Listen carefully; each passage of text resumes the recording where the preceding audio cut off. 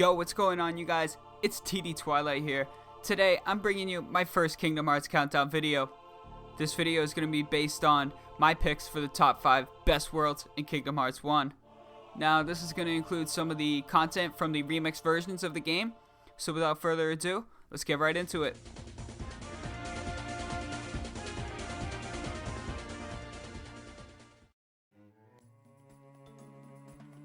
Coming in at number 5 on my list is the desert city of Agrabah.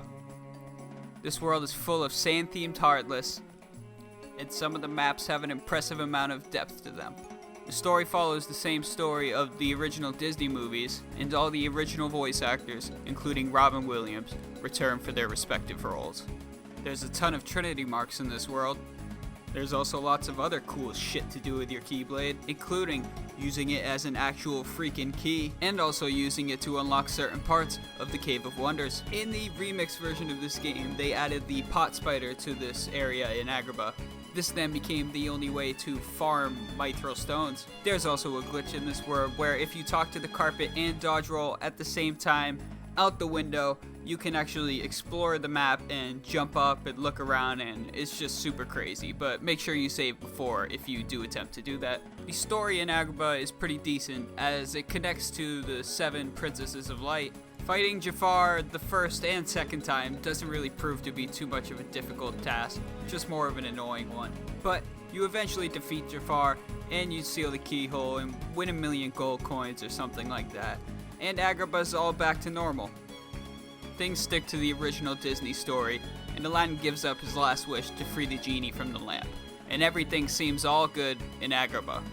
Until the next time you fly in the carpet and have to fight one of the most difficult bosses in the entire game. Kurtzisa is a secret boss that was named after a fan who won the contest back before the game originally came out. He's got a bunch of different attacks and abilities, but ultimately at higher levels can be defeated with a ton of magic and items. Plus, you get the sweet ability Zantetsuken from defeating this boss. All these things come together to bring Agrabah in at number 5 in our countdown.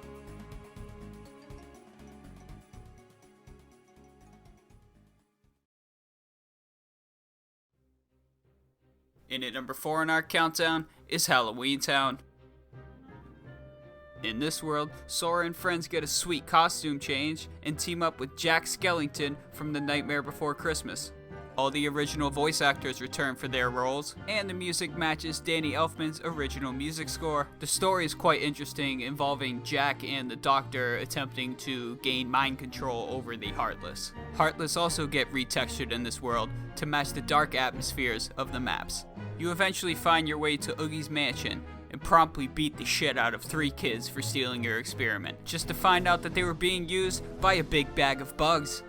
Defeating Oogie Boogie is considered one of the easiest fights in the game, but I think this makes the world more enjoyable because you aren't dreading having to fight one of the bosses at the end of the world. This boss is actually unique because it has a second phase to the fight where Oogie, he turns into this huge building that's just flooded with darkness, and you have to defeat him again.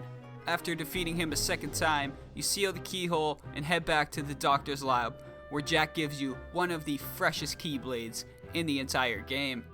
In the remix version, they added the Chimera to this area, which became the only way to get blazing stones for item synthesis. So, in at number 4 for the best world in Kingdom Hearts 1 is Halloween Town.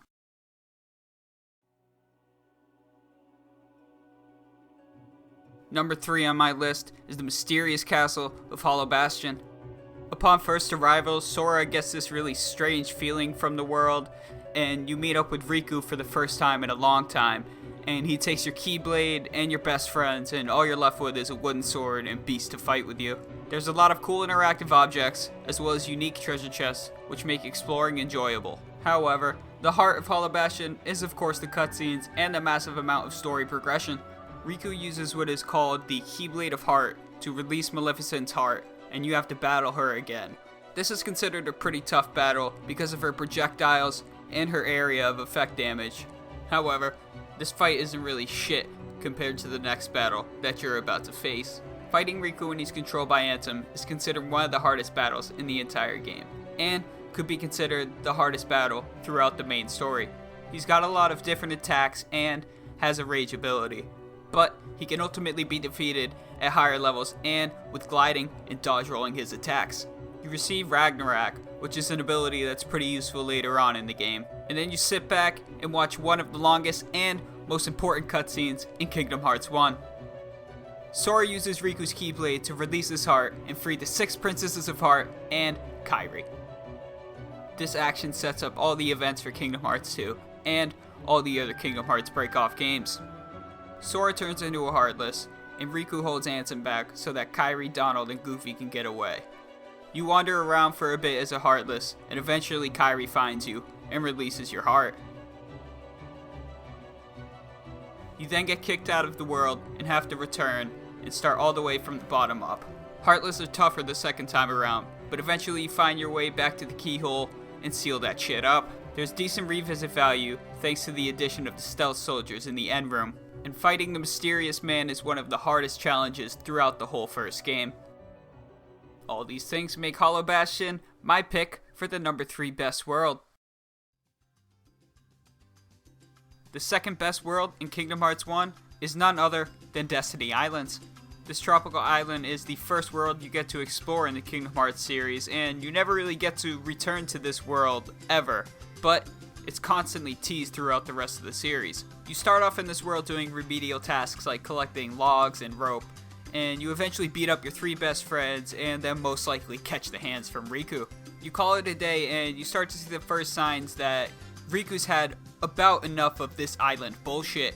You shrug off Riku's dark conversation and go to bed, and wake up the next morning and possibly get fucked up by all 3 of your best friends. You then name your stakes against Riku for naming the next spaceship, I mean boat, that you're gonna fly off the world or whatever, and get ready for one of the most high pressure races that you'll ever take part in. Beating Riku is a good feel-good achievement until he deflates your tires and says that it's really no big fucking deal. Things get weird with Kairi, and you have to go find more coconuts and mushrooms and fish and all kinds of stuff. You find your way into the cave and cross paths with the man in the robe, and he continues to tell you about how the worlds are now connected and how you don't know shit. I don't mean to summarize, but there's just so much story that happens on the Destiny Islands, and it's one of the most important worlds in the Kingdom Hearts series. Riku ends up giving in to the darkness, and this action actually is what gives Sora his power to use the Keyblade. Of course, by this point, we now know that this is because Terra gave Riku the original ability to use the Keyblade in Birth by Sleep. Destiny Islands quickly starts to be consumed by darkness on account of Riku opening a door in the secret place. This fact is later confirmed in Kingdom Hearts Chain of Memories Reverse Rebirth. The importance of the Destiny Islands isn't really illustrated by this point in the Kingdom Hearts series, but as more games start to come out, we realize just how connected this world is to the other characters. That is why Destiny Islands is my pick for second best world in Kingdom Hearts 1. And on my countdown for number 1 best world in Kingdom Hearts 1 is Traverse Town.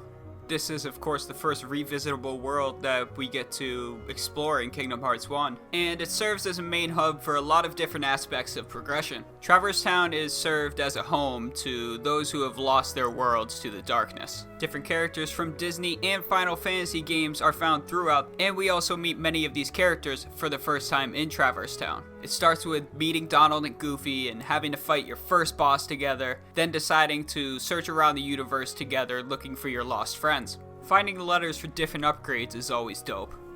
This world is the only place to, of course, buy items, synthesize items, and get Gummy Ship upgrades from Sid.